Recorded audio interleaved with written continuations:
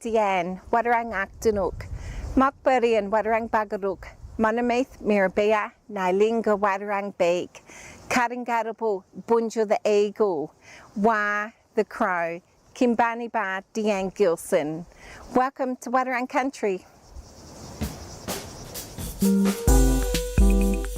Live from Wadarang Country, welcome to Lance TV. Coming to you from the palatial New Camp Street Studios in Ballarat, get ready to laugh, think, love and sparkle. And now, it's time to turn that camp dial all the way up to fabulous. Here's your host, the multi-award-winning Lance-tastic, Lance de Boyle. Welcome to Lance TV. I'm Lance de Boyle, and it's just you and me and a solo audience member who may now clap. Thank you, Cheryl, who's actually our floor manager. We have nobody in the studio tonight. It's just you, me. You're watching Lance TV. I'm Lance de Boyle, coming to you live from Wadarang Country, resting place of Bunjali Eagle here in Ballarat. Come on, sit down, get a drink. Kick back, you know you want to. Let's hope that our audio is going well.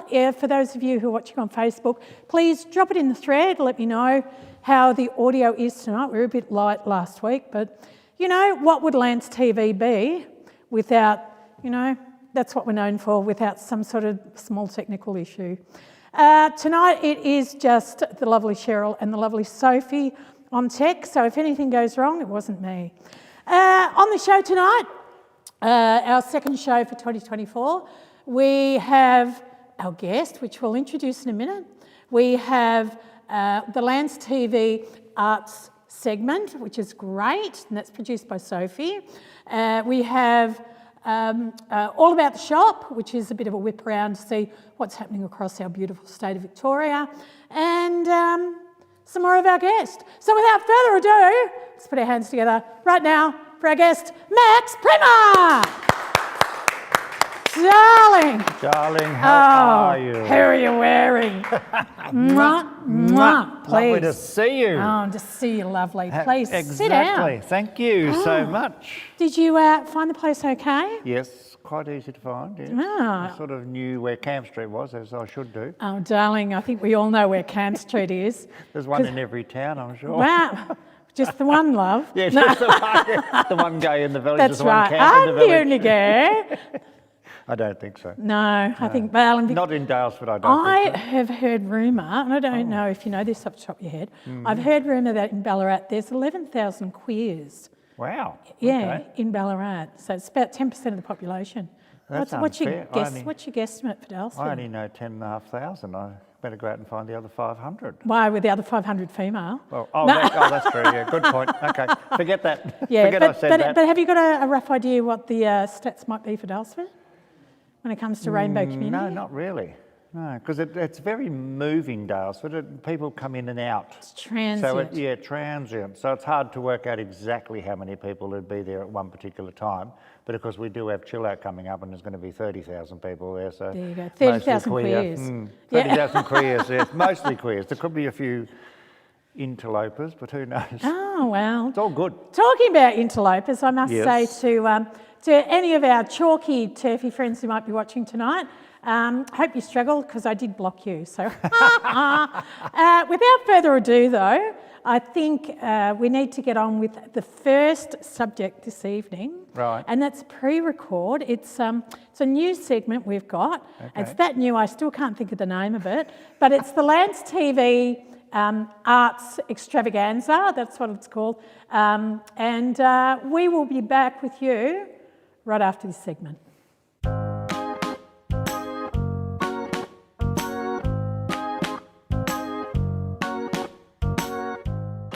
Yeah, so I'm Vienna, or V for short. I'm a rural artist here in Yendon, which is on the outskirts of Ballarat. I tend to do a lot of still lifes and portraiture in kind of a digital meets impressionist style. Yeah, currently studying at Federation University as well, looking into local autistic artists and their experiences of how they have to deal with the disability.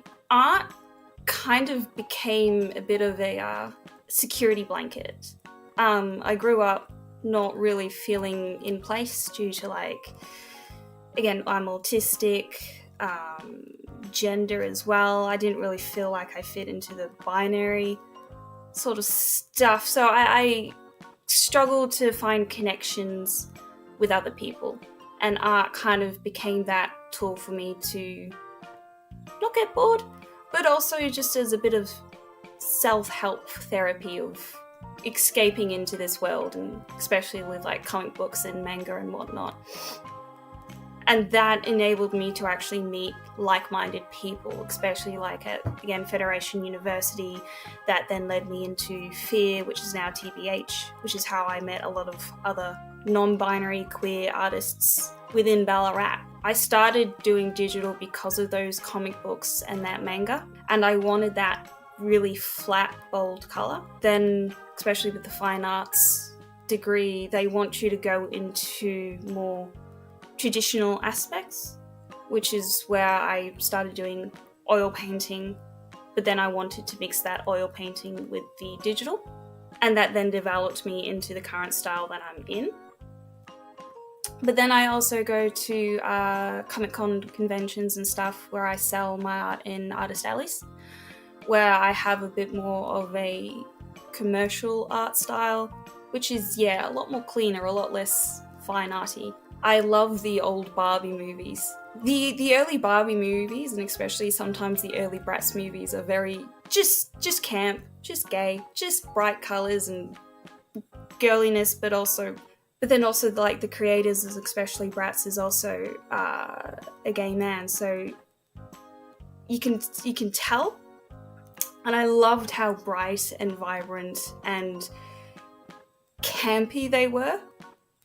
And so then that transitioned into me doing still lifes of like early 2000s and 90s toys, so like little Polly Pockets and Furbies and Brat dolls with the cars and all of that. And it kind of became a bit of a comfort for me, especially when I was a kid, because that's what I lost myself into. It was the only way for me to feel a connection, due to not really feeling like I fit in anywhere else. So it's more of me trying to latch on to that little girl or whatever I was back then. So, favourite art project? Probably the Masters project at the moment. I have got like a lot of my dearest friends in it who have sat for me, such as Charlie. I've also got a few of the other artists from the TBH studio. But it was that project that I ended up finding my style in, really honing in on that flat, blocky, cartoony style. Currently, in terms of like physical artwork, I'm currently working on a portrait of my mother, just as a homage to like her autism. It's all inherited. She was my one comfort in life. That sounds like she's dead. She's still alive. That'll eventually be exhibited as part of the Federation thing. But from that, I would like to get a lot more involved in the art community here in Ballarat. There's a world here that I didn't know existed until I started reaching out to the people I met and realised that there are a lot of young queer artists in Ballarat who make me feel like I'm belonged and not alone in the world. So at the moment, I'm currently exhibiting at the TBH studios. You can also find me on social media. I'm V_Bischard, Bischard, on practically everything. Or there's also the website which links back to all that other stuff, www.vbischard.com.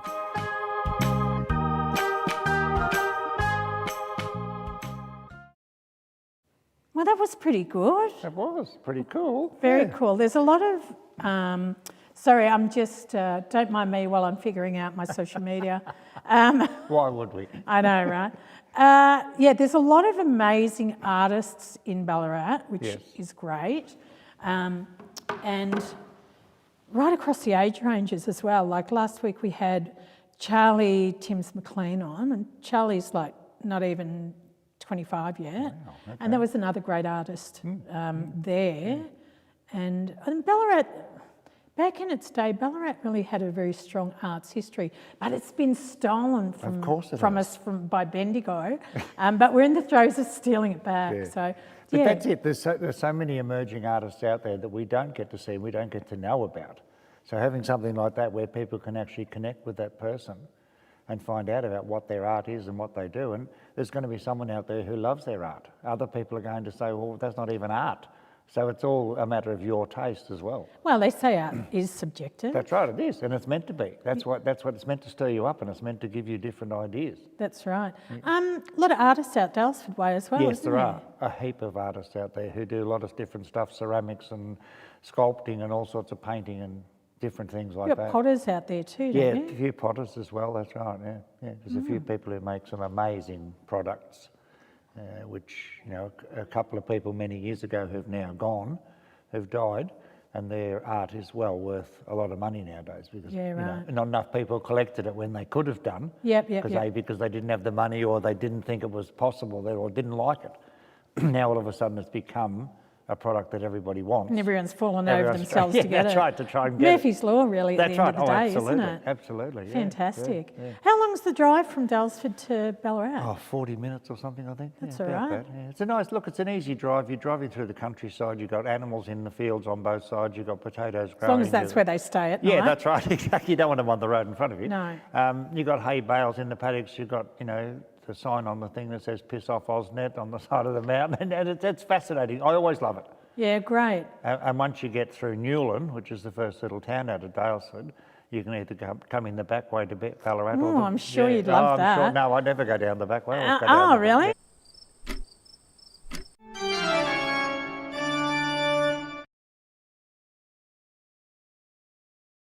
Welcome back, channel wherever you are. You're watching Lance TV. I'm Lance de Boyle, and I am here with the ever lovely Max Primmer. How are you, darling? Thank you, lovely. I'm absolutely fantastic, thank you. Having a good time? Having a good time, having a great time. Life is fantastic. Fantastic. This is the part where we start doing the interview. Are you ready? I am ready. Fantastic. I'm always ready. Yep. I'll take that as consent. Yeah, definitely. Now, Max, you were originally on the show Yes. all the way back in 2018. So can we play that bit of footage, please, Soph? And so I started doing that constantly then every week, driving to Bendigo, doing radio, which is a fascinating experience to do radio. And so Phoenix goes out over a radio band, which you can pick up on your wireless, but it also streams live on the web. On your wireless. On your wireless.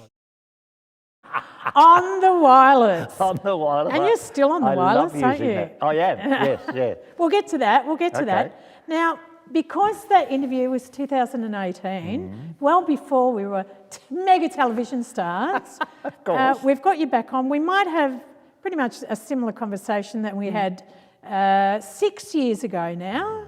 It's been a long jump That's between. amazing, isn't it? Yeah, Yeah, so we've probably both forgotten what we spoke about. So Max, Quite possibly. Max Primmer, Yes. where were you born, darling? I was born on a dairy farm about halfway between Warrnambool and Port Fairy on the southwest coast.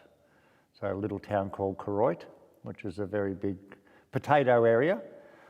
So our farm was just outside Koroit. I was born there on the 13th of December 1949. Another 13th of December, Another 13th which of- makes me think too, a special cheerio to Marcus. Hope you're home. Hi, Marcus. Marcus is also born on the 13th okay, of December, yeah. and so is Gabriella Labucci. Oh, really? Yeah. Okay. And I've Twins. got 4 other Facebook friends who were born on the 13th as well. Quintuplets. Quintuplets. That's Cosmic quintuplets. Quintuplets, yeah. How exciting. So you were literally born at home. Well, almost, yeah. Well, I was at the Or the local hospital. Yeah, hospital. but at home, yes. And I have one older sister and one younger brother, so he obviously came along a bit later. But my sister was there and she was 1 year older than me. And then my brother came along 4 years later. So, Yeah, right. yeah. Wow. A very fascinating lifestyle, which now I look back on and think I was so fortunate to be part of. Yeah. At the time, you don't think much of it. 'Cause No, it's, well, you know, don't, It's what do you're you? born into, so you've got to do it. But now I look back and think, wow, that was just so amazing. Amazing. With that in mind too, what we know about you as Max Primmer, the member of LGBTIQA plus community, you are a person who has been of service to their community in all sorts of ways, shapes and forms. What's your first memory of being of service? I think it was when I failed third form at high school, technical school. It was called technical school, so Warrnambool Tech College, and I was sent there because it was the boys' school and there was a girls' school on the other side. And we were allowed to pick a subject, and my subject I picked was farming, which meant I got out of a lot of subjects at school like technical drawing and religious instruction and stuff like that, because we spent most days in a bus going out to various farms to see how farms managed their income, how they managed their animals, how they managed everything on the farm. So we spent a lot of time doing that. And third form, I got a report book and said, Max Primmer, you have failed Form 3 and we suggest you come back. And I said, up your nose with a rubber hose, because I'm not coming back. And that was my first thought, was I wanted to go home and help Dad on the farm, because I knew he needed help. I was the one that was the oldest boy, so I knew that that's what I wanted to do. So I'm guessing, in a way, it was a service for my father to help him out, run the farm and look after him as well, because he wasn't getting any younger. So no, and prior to the show, when we were putting the interview together, you're telling me that your father was in the army in World War II in Papua New Guinea as a cook. As a cook, yes, in New Guinea as a cook. And the running story was that we never know how many people he poisoned or what he cooked.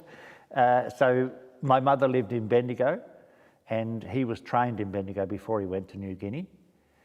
And I didn't find out until after she died, and my sister and I went, or my sister arranged a wake, and she was up talking about Mum, and said that she used to hang over the fence watching the marching boys coming down the street, and that's how she picked up Dad. So by watching him march up and down the street in Bendigo. Wow. And so then he went off to New Guinea, and they obviously separated, and then he came back and found her again, and yeah, they ended up getting married and buying a farm.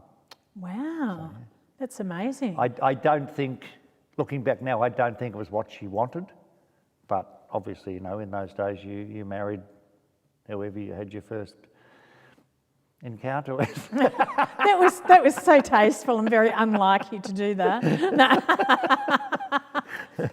Yeah. So I think that, it was, and I would say that's probably where, and I think my parents and my grandparents, especially my grandparents on Dad's side, were very big in volunteer work, and I think that's where I got the bug for volunteer work from my grandmother, who was, you know, the first person to do a lot of stuff. Like, she started a hospital in Koroit, which was the local town. So she actually actually raised all the money and laid the first brick for the hospital. That's in Koroit. Amazing. Yeah. That is amazing. It is it's incredible. the first time I've ever heard that story. That's right. Oh, there's so many stories you haven't heard. That's amazing. It is. But you going back to the farm after you know, bombing out in third form, but having all of that kind of farming experience, being born into the farming and going out and seeing how other farmers worked, they really brought you close to your dad, didn't it? Absolutely. And it was some of the best times of my life. I mean, we obviously had ups and downs. You know, things happened, and he wanted to do something one way and I thought it should be done the other way. But all in all, it was one of the most exciting experiences of my life was working with him. And you had, there was a cattle or yes, we potatoes? had Jersey cows. We grew potatoes at one stage, yes, but it worked out to be too much like hard work, so we gave that up and just concentrated on milking cows. Work smart, not hard. Oh yeah, that's right. That's the right. reason. Yeah. And what are the Jersey cows? Are they those standard sort of buff and brown ones? And with very pretty eyes and long eyelashes. They're the really cute ones. The caramel ones, not the chocolate ones. Yeah. I knew from the age of 11 that I was gay, and so I named all the cows. So they had names like Muriel and Betty and Alice and Georgina and things like that. And I actually called them by name and they came. Yeah. You know, they would force their way through the other cattle to come in and be milked, and most amazing time. Wow. So, That's I amazing. know, it was really incredible, really incredible. And with your bond with your dad, did your other brother sort of come into farming as well? Or? Not quite so much, no. He had other plans and other ideas, and that was another reason, because I think I sort of guessed early on that he wasn't going to be the farming type of boy. He was more into different sort of things, and my sister by that stage was getting ready to leave home and go nursing, which she started doing. So I felt like I was the one. And I mean, I was the one because I wanted to be the one. I knew that was a great lifestyle, and we lived on one farm. My grandparents lived on the farm next door down the road, and my uncle, two of my uncles had the next farm. So when it came time for things like mowing grass and cutting grass and baling hay, we had one set of equipment, so we would go to the four farms and do it all, and we all worked together. Yeah, right. And that's, I mean, like having 4 or 5 farms back to back, that makes one a big really cooperative big sort of thing, because we all worked with each other and grew vegetables for each other and things like that. So. So this year you do the potatoes and you that's do right. the carrots and you do plant the the pumpkins peas and whatever it is. Yes. Yeah, right. So it was really... And everybody had cows. Yeah. Cheese for days. That's right. Cheese for... Oh, no, tell me about it. Cheese for days. Cheese for days. But I think, it was a really, really fantastic lifestyle. Amazing. We need to go for a short break. Right. And when we come back, we're going to talk with Max a little bit more about the halcyon years of the young, suave Max Primmer right after this short break.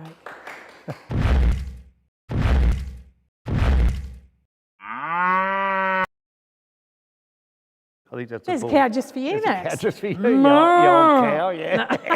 Right on cue.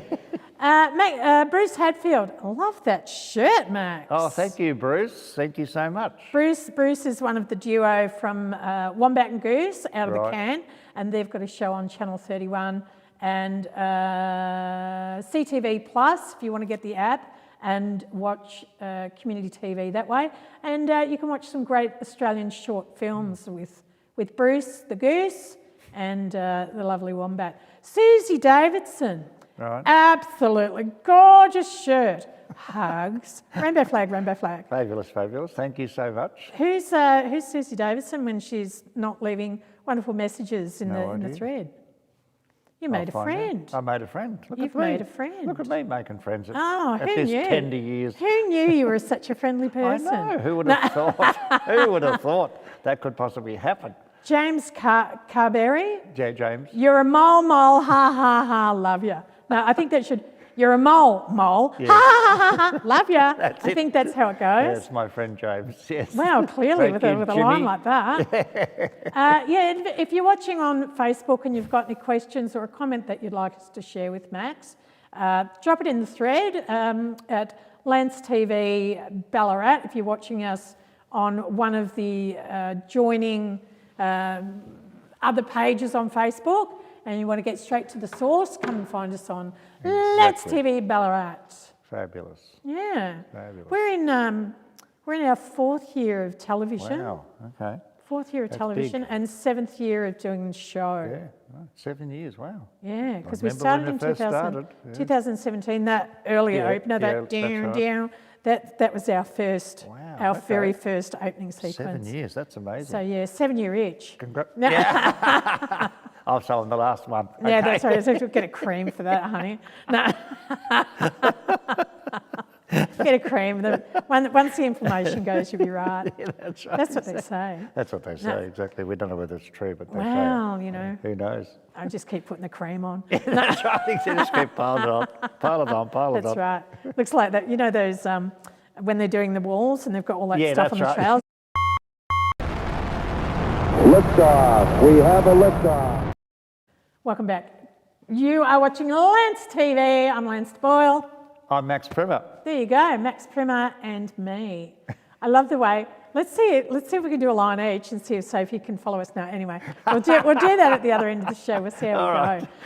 Now, Max, you must have moved away from the farm. I did. When you were in your 20s, Yeah, very early 20s, 20s. yep. Where'd you go?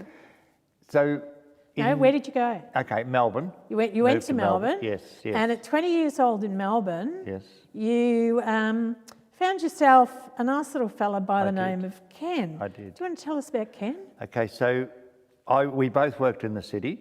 I worked at the top end of Elizabeth Street. He worked in the middle of the city opposite the GPO, and we happened to be in the same cafe at the same time, but didn't know each other.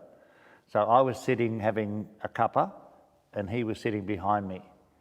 And he said to the people he was sitting with that he was knocked up at 3 o'clock in the morning. And me being me said, "Oh, that sounds like a great idea."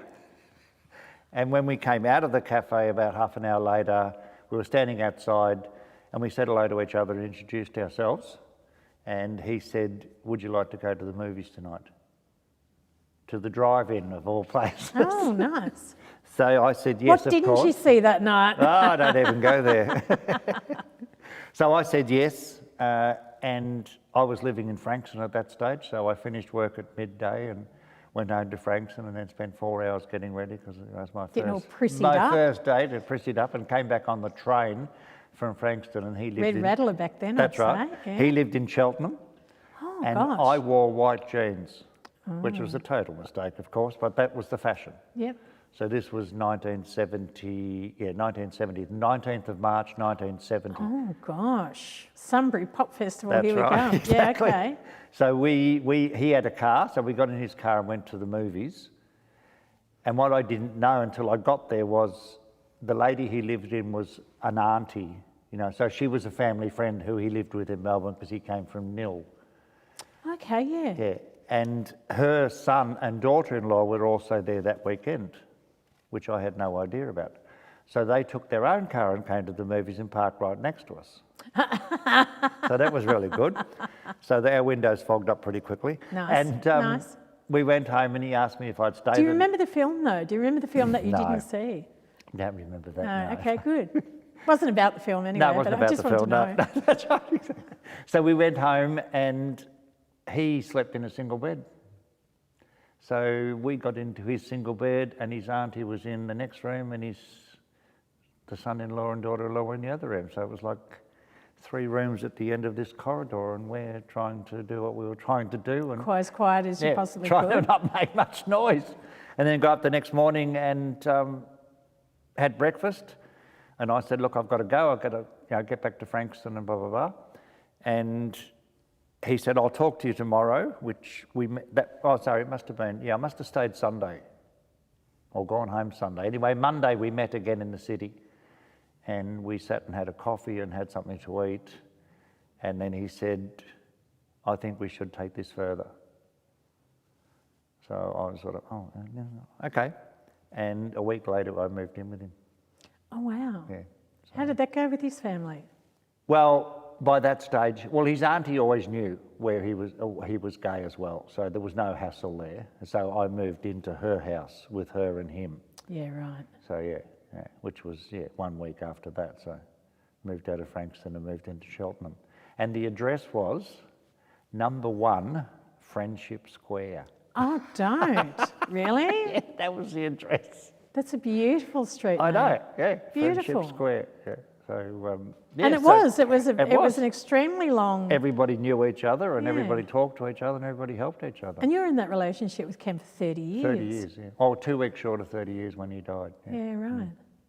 What was probably one of the most outrageous memories of you two gallivanting around the place? Oh, Just, that takes a while to think about. yeah, see, this is why we have these pre-show talks. No, just throw it at me. Just throw any question at me Yeah, whenever you like. exactly. So I did, and this is what happens. This is what happens, yeah. I think probably one of the most outrageous things was my parents still lived off the farm by this stage. They were living in Warrnambool, and we used to drive up there regularly, and we had an old Valiant, and so I did the driving, and he would be sitting there crocheting all the way to Warrnambool and making things, and we'd talk and we'd laugh and we'd do all sorts of stuff and listen to music and everything. But probably that sort of thing, and then introducing him to my parents, who had already accepted me as a gay man when I was 15. Heaven. So they knew exactly where I was going, and I brought Ken home, Mum had cooked roast dinner, and yeah, he was just welcomed into the family. He met my sister and her boyfriend. He met my brother, and by this stage, my brother was into motorbikes, so he was sort of totally off with the fairies, so to speak. And yeah, so we all just got on like a house on fire. Yeah. It's beautiful. It is. Considering like the point of time in Australia, like that, the early 70s, where, you know, Well, it wasn't the most forgiving terrain, if you're a member yeah, of the LGBTQIA plus right. community. And we were totally illegal by then. I mean, we could have been just Yeah, dragged off the that's streets right. and thrown into jail for someone saying that person is gay. I know he's gay or something. You'd lose and your job and lose your job and the whole everything. thing. But I don't know. I never felt that.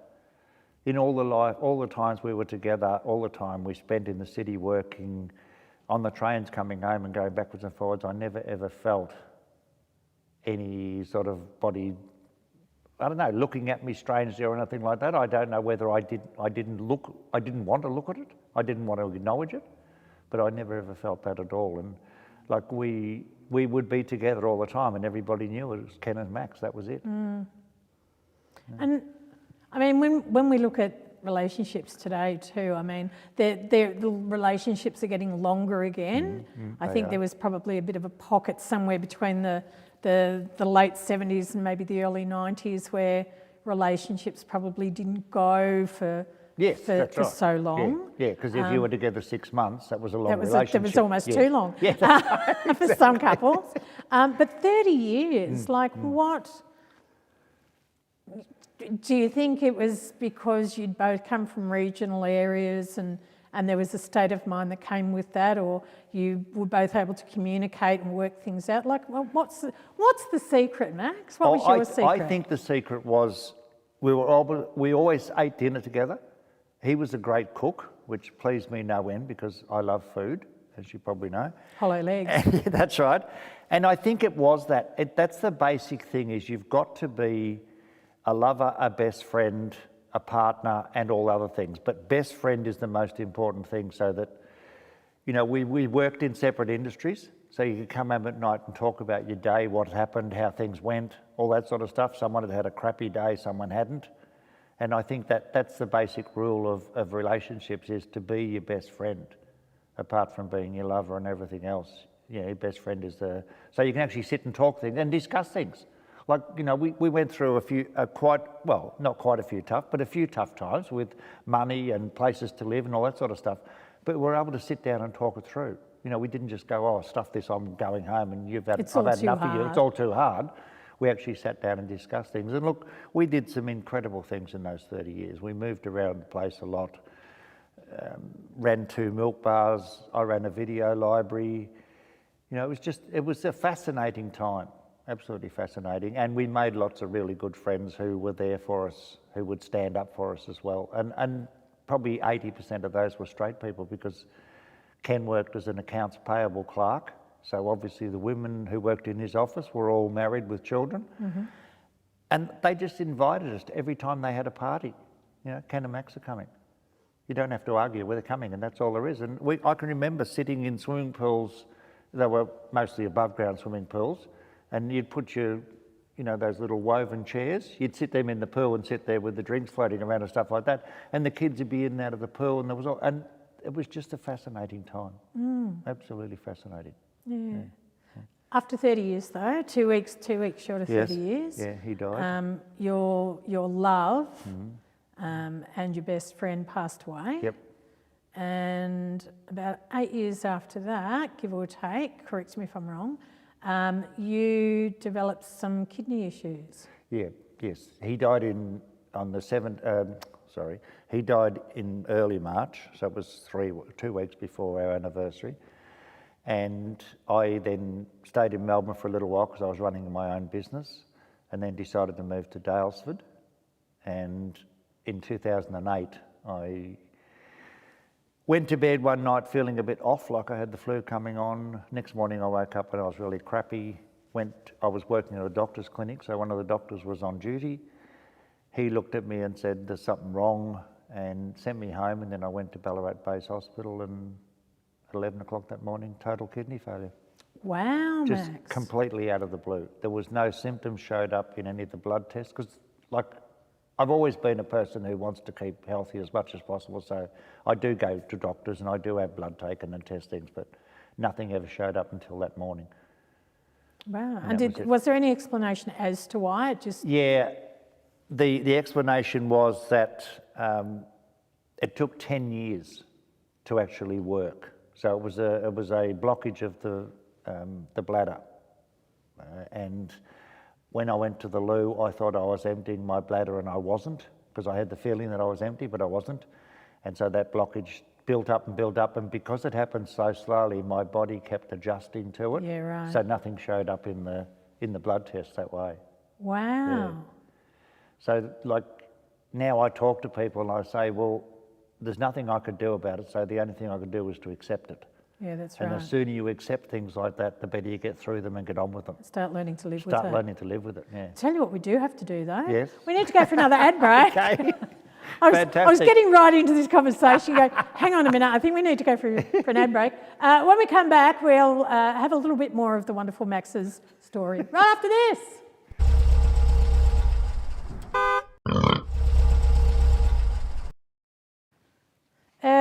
Hello, Facebook. Gwen Blacker. Nice to see you. Nice to see you too.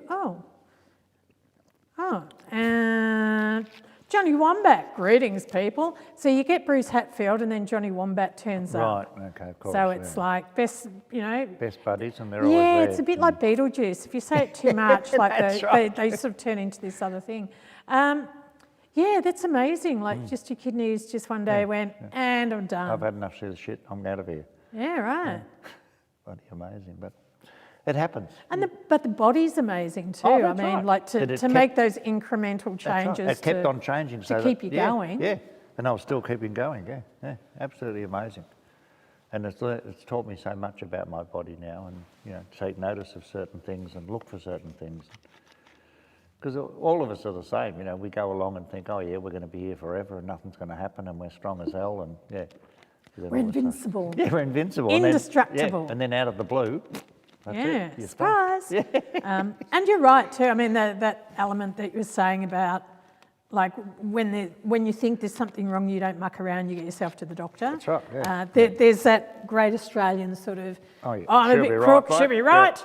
I'll just go out and have and then another the next thing you know, you're having a leg cut off, or That's right, you've got Or cancer you've of the had a eyeball or stroke something. and- Stuff. I know, it's amazing, and it's really difficult for a lot of men because they are being brought up to be the breadwinner. That's right. What happens to my family now? I can't provide for them, so I'm not a man anymore. My masculinity's disappeared. Yeah.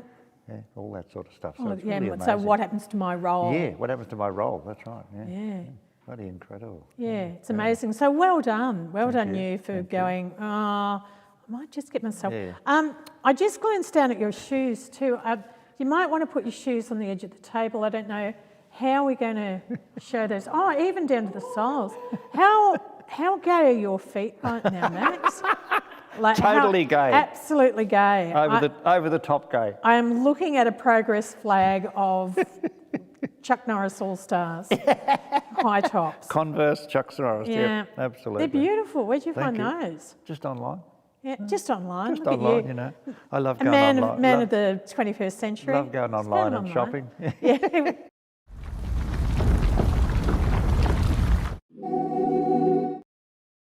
Welcome back. You're watching Let's TV. I'm Lance DeBoyle. I'm here with my good friend Max Primmer. Hello. Hello. Hello, darlings. Before we went to the break, we were talking about your Issues. kidneys having a moment. That's right. I would like to bring up a wonderful photo of you at Chill Out. This outfit. Now, Yes. now, did you make that? We did. The two of us made that, Rodney and myself. That's amazing. And- And what is that character's name? That was, Who is I think I was she? Mavis then. Yeah, well, who did she become? She became dialysis. And so I started doing that constantly then every week, driving to Bendigo, doing radio, which is a fascinating experience to do radio. And so Phoenix goes out over and so I started doing that constantly then. Welcome to Lance TV. And so that dress or that entity, outfit, yes. You went from being Mavis, Yep. which is actually one of my aunt's names. There you go. Auntie so Mavis, it's yes. sign from beyond. To dialysis, Yes, and that was a response to your kidney failure, wasn't That's it? right, yes, yeah. Talk to us about that. All right. So 2008, when I was told kidneys had failed, I was in a pretty bad state, and the doctor said at that time, you shouldn't even be talking to me, you should be comatose because you are... So there's a thing they measure your kidney function by, which is called creatinine. And it's usually 2 to 3, between 200 and 400. Mine measured at 2,800. Oh gosh. Which meant I was really, really crook. Yeah. And for the first probably 3 weeks after I was diagnosed, I was pretty in and out of it. And I remember one of my friends coming to the hospital to see me, and he went back to Daylesford and said to all my friends that, you know, you'll have to be prepared to say goodbye because he's not coming out of this. Yeah, right. So that's how crook I was. So yeah, look, they looked after me as they do, a couple of operations, and started, I think if I remember rightly, they put a permacath in my chest, which goes in on your main artery going across the top of your chest. Yeah. And I'm pretty sure they did 1 dialysis at that stage. Now, in case somebody's watching and they Yes. don't know what dialysis is. So dialysis is where your blood is taken out of your body through a machine, and the machine has a tunnel about that long, which is filled with cotton wool type stuff. So that washes your blood to take out all the toxins because your kidneys aren't working. Right, so all the urine and all that stuff, all all that the stuff crap, that your kidneys would normally Yeah, filter that's right. and cannot. Just goes through that out. machine, and they put the fresh blood back into your body. Wow. Which is an amazing experience, and I've spoken to a lot of people over the years about it, and people say, look, you know, I don't want to do it, I shouldn't have to do it. And I was like, yeah, okay, we know you shouldn't have to do it, but it's happened. But just here get we on are. with it. Here we are. We're at that juncture, so just do it. So that was all right, and then they decided to put a thing in my arm called a fistula, which they slice you open across your elbow, the inside of your elbow, and they go in there and join a vein and an artery together. Now, when they do that, they put a needle in your arm, so only dead in that arm. You're wide awake. You're right. So I actually watched it on the TV screen while this surgeon Not was the doing... wireless. No, not the wireless, no, the TV screen, darling. And I watched him do this, which just blew my mind that someone could do something like that. Just turn off a part of your body. Yeah, just join that vein and artery together, and then that forms a lump. So then when you do dialysis, they put the taking out needle in your vein, and that takes your blood out, and then it comes back in through your... The artery. Yeah, right. And you sit there for, you know, depending on how you are, you sit there for 3 to 4 to 5 hours, 3 days a week.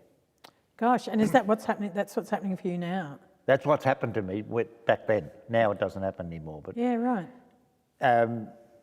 once I got told that's what I'm going to have to do, it's like, okay, that's what I've got to do to keep me alive, just do it. Let's do it. You know, don't whinge about it. And you sit in a lovely, comfortable chair, you've got a TV, you can take books, you can take your laptop, you can take all sorts of things. Someone brings you a cup of tea and a sandwich. The doctor comes around and checks to make sure all your vitals are all right. And look, it was a real buzz for me because you're offered 2 types of dialysis. There's a home dialysis and there's a public dialysis. So the home dialysis means the machine's in your bedroom and you hook yourself up to it every night. And overnight it does it instead of in such a short burst. Mm-hmm. My main concern with that was it wasn't social enough because I'd be there by myself. And what happened if something went wrong in the middle of the night? I've got no one to help me. Yeah. And you know me and social, I like to be part of that social. You show retiring butterfly type, you know, wallflower.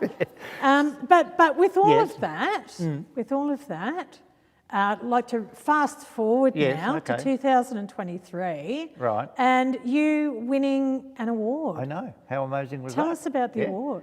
So we started the group in just after COVID finished with one of the aged care facilities in Daylesford, and the lady who runs that, we had a meeting and she said, look, what about we do this thing for people who have been isolated through COVID because so many people don't have family, no one could come and visit because they couldn't travel from Melbourne to Daylesford, you know, all that sort of stuff. And so we applied to the government for some money because there was money available through family friendlies or something. So we applied for this grant and we got the grant, and we started a little group called Ageing Disgracefully. Was that your idea? Yeah, it was. Well, yeah. Both our ideas. It wasn't quite your idea, but you helped everyone navigate to that point. Through it. So we started this little group, and we made a Facebook page, and we got some cards printed and put them in the library and stuff like that. And so it started off with 2 people, and now we've got 25. Oh, wow. And not everybody makes it every week because they've got doctor's appointment or they've got a hair appointment or whatever it might be. It's fine. Life steps in the way. And so that was the whole range. And then there was a couple of ladies who wanted to come along but didn't have the confidence to walk into a room full of strangers in case no one talked to me. You know, and I can understand that. There would be that feeling. So I then went to the car park and met them and walked in with them and introduced them. Nice. You know, this is blah, blah, blah, blah, blah. And they sat down, and all of a sudden there's these friendships formed. You know, I've got someone to talk to, but also I can go home now and write something on the calendar.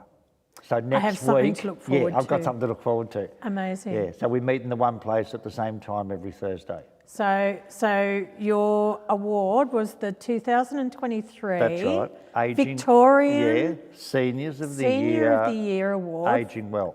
And you were saying before we started the broadcast tonight that you have a sensation that that award didn't exist before. I don't think so, no. And I've never heard of it before. Yeah, right. Not like you've been watching or anything. Oh no, not that I've been taking notice because I might get one day. Heaven forbid. Wow. So you've been recognised for doing what I love doing. For just being you. Just being me. Yeah. How validating is that, Max? Absolutely. Absolutely amazing. And to go to Government House and get presented by the Governor. Oh, flash. Yeah. Not just any old. No, not just any old ordinary person. Oh no, tea and scones with the crusts cut off of the sandwiches. Yeah, cucumber sandwiches with the crust cut totally, off. Yeah, with the pinky up. And I remember standing there, and the gentleman who brought the award over is on a cushion. So the man's on a cushion? No, did he fly the over? award, I wish. What was in the tea? No, anyway. So he hands the cushion over to her and she takes the award off, and we're standing next to each other, and she said to me, "Here's your award and congratulations." And I just very slightly said to her, "Gee whiz, this is heavy, it'll make a great doorstop." Did she snicker? She did snicker, and she said to me after, "You're very naughty because I'm not supposed to laugh when I'm up there." It's all very well serious. Well done you. Yeah, Yay. that's right. But hey Max, we've come to the end of the interview. Wow. Okay. And you're right, there is so much more. But you know, we're on limited time. We're not on Facebook anymore where we could have the 2.5 hour right, exactly. 2.5 hour long shows. It's totally different. Yeah. I know. But what we'd like to give you for being on the show is this little tiny pride bag. Thank you, there you go. So much. Thanks to Tiny Pride for that. Thank you. And also this photo of me that says, I was on Let's TV. Oh my lordy Claudy. So you can pop that in your bag. This will go pride of place on the wall at home. There you go. Your camera's over there. Above my award. There you go. There you go. Can go on the wall up there. There you go. Fabulous. Thank you, darling. Thank you. Thank you so much. Lovely. For being so generous with your life, with us, with our audience, and you know, just it's been lovely to catch up. It has. Thank you very much. All right. I've enjoyed it immensely. Fantastic. Well, we are going to go on a short break, and when we come back, we'll be in the home stretch of the show. See you right after this. We hope you enjoyed our interview with the lovely Max Primmer. You can reach out to Max via Facebook at Ageing Disgracefully. Lance TV will be back right after this series of very short messages. Absolutely, I absolutely love that, James Carberry. You're a mole. Haha, love you. I love that. That's hilarious. Johnny Wombat, runners matching the shirt. No, that's right. This is how you'd plan that. Somebody just a would think little you're bit. into rainbows. Susie Davidson, Max, OMG. Oh. You've got matching sneakers with your shirt. OMG. I'm so loving. Same. You rock. Rainbow flag, trans flag, rainbow flag. Johnny Wombat, great interview. That's why you watch, Johnny. That's exactly right. Why you Thank you, Johnny. There you go. Amazing.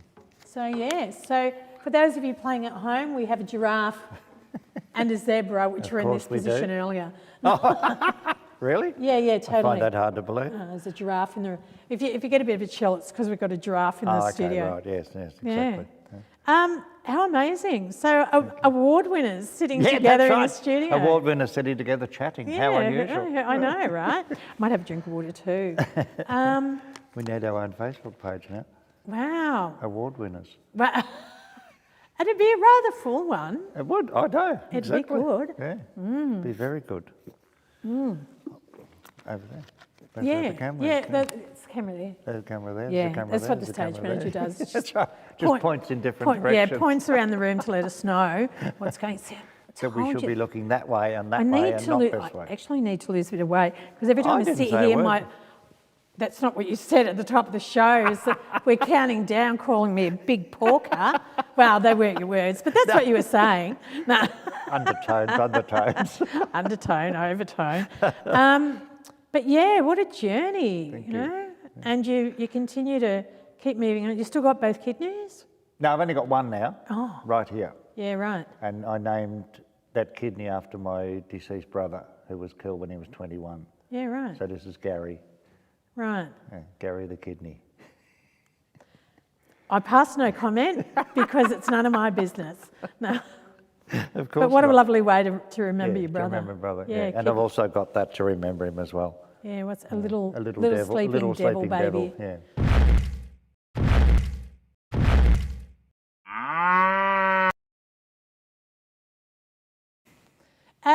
Welcome back. You're watching Lens TV. If you are tuning in to watch Bent TV, not much longer, but first we're going to have a bit of a look around Victoria and see what's going on around the shop. All over the shop. Fabulous. This is our new segment. Okay. All over the shop. So Geelong Rainbow is having a Pride March tomorrow at Johnston Park. How excitement. There you go, awareness, support, connection. We're having an open day here on Sunday. Please head over to Humanitix, get a ticket, it's $5 to come in, and that's to deter any awful tourists. 22nd of February, the Frolic Festival Art Show opening night at TBH at 57 Bridge Mall. Ballarat Central is on. Also on that same day at 6 o'clock in the Ballarat Botanic Gardens is a summer reading party. I thought that was rather camp. That's right, it is rather camp. Yes. Yeah, I know. Gay Times is on next weekend as well, 23rd of February at the Gilwell Park Scouts Camp. So dib, dob over there at Gembrook for art, music and camping. Equal the Contest, the wonderful Mitch Nivellis, I think it's pronounced, has made a film that's being played here on the 23rd. Have a look at that. Begonia Festival's coming up 9th of March. Gee, we're just flying through these. Ballarat Botanic Gardens. It's begonias. Chill Out Parade. Chill Out Rainbow, Ballarat, the Aces and the Arrows from the Central Highlands marching together, and they invite you to march with them. A Festival of Small Halls Autumn Tour 2024, the Lexington Public Hall on Dja Wurrung Country.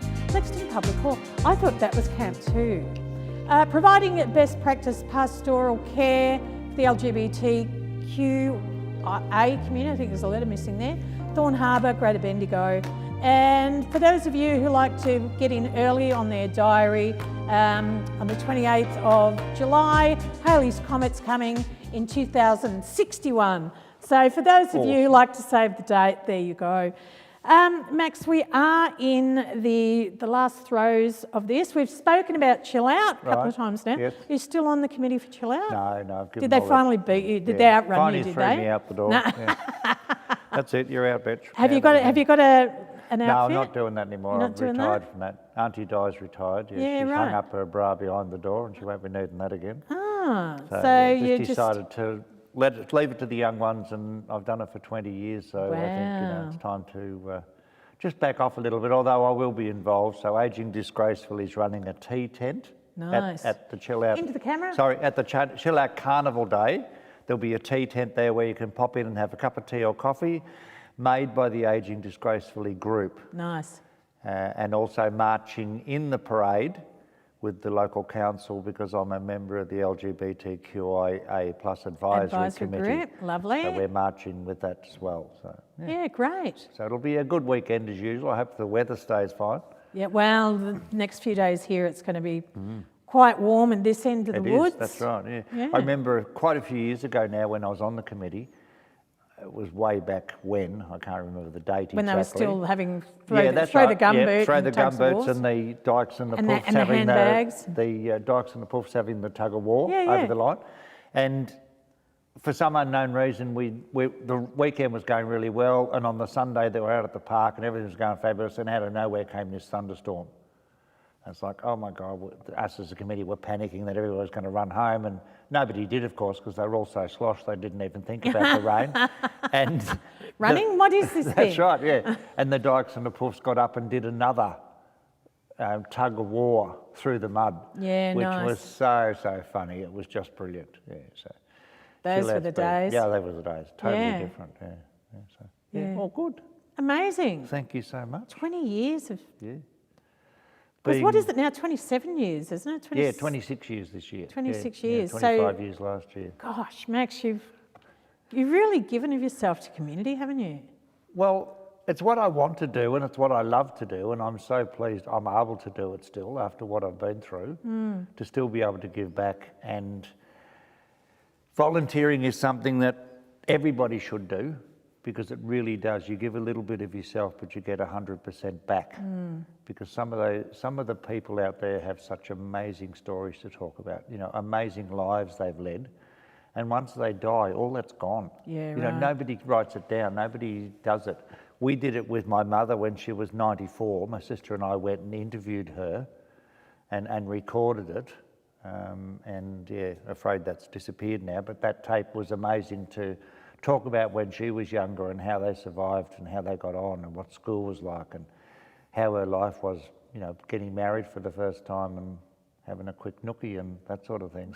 Picking up army guys marching Yeah, up and that's down right. the streets of Bendigo. 'Cause one of my jokes with her was, you got your first knee tremble up against the Hill's clothes horse in the backyard. Don't. At your mother's place. No. I tell you though, just while we're on the ageing thing, Yes. You've recently done some work with Dr. Catherine Barrett. I have. What's yes. quickly tell us about that. You've got So 2.5 minutes. Yeah, Go. okay. So it's a new project that Catherine and I have started called Generation K, Gen K, which is generational kindness. So what we want to do is bring older and younger people together, as in younger people, not, you know, 10, 15-year-old people. We want to get people in their 20s up to their 30s and 40s and bring them together with older people to talk about the different lifestyles they lead and talk to the older people and say, well, what was life back in your day like? How did you get to school? What did you do if you ran out of milk? Things like that people don't think about these days because it's so convenient to live now. You can pop into the supermarket, you can pop down the road to the servo and get your milk and bread. But back in the day when the older people were around, didn't have there was it, no you didn't hope. have it. You had a loaf of bread delivered once a week probably.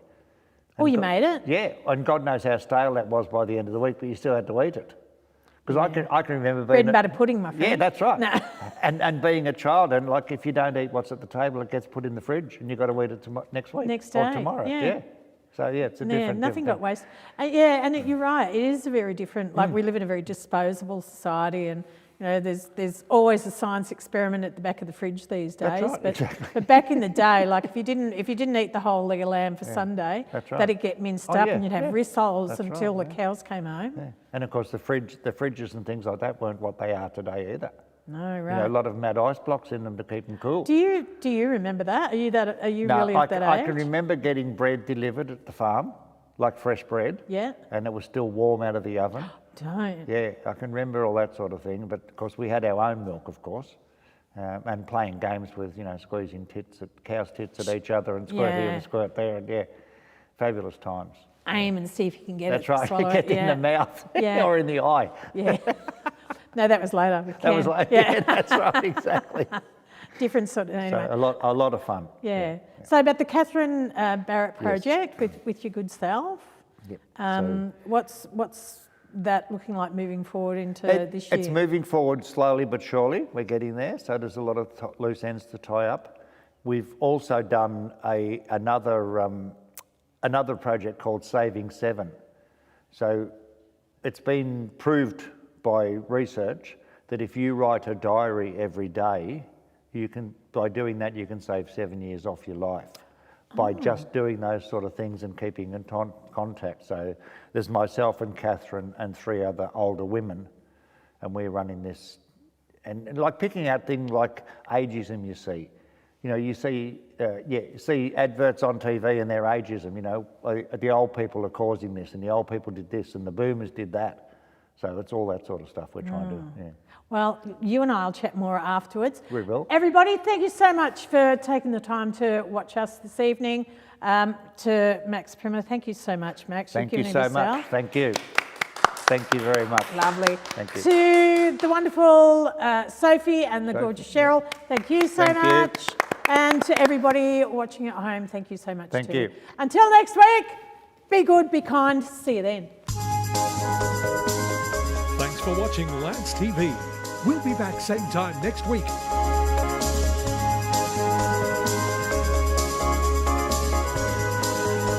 Lance TV is made possible through funding from the Community Broadcasting Foundation.